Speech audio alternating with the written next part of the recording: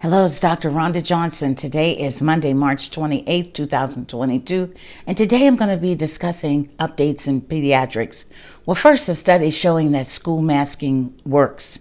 Duke University researchers studied COVID-19 infection rates in 61 K-12 school districts, and this represented more than 1.1 million students combined.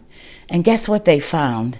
They found that school districts who had universal mandatory masking policies saw 72% less in-school spread of COVID-19 cases than schools where masking was optional.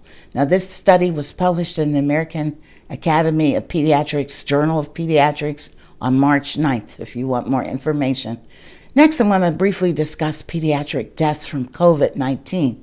Well, in the United States, there have been almost 13 million confirmed pediatric COVID cases since the start of this pandemic, with 5 million of them occurring since the start of this year with the Omicron epidemic.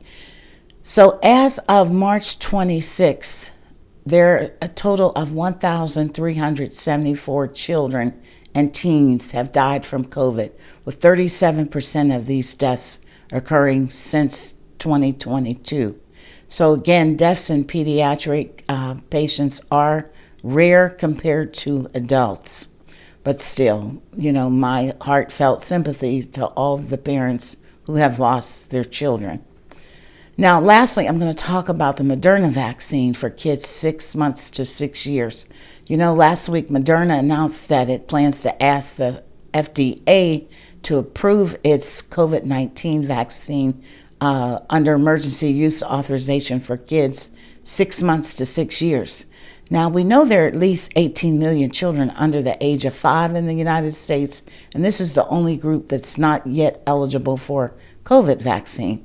Now, Moderna, again, all this information comes from Moderna, said they did clinical trials in children aged 6 months to 23 months and 2 years to 6 years. And they say the vaccine generated the same level of immune response as seen adults in ages 18 to 25.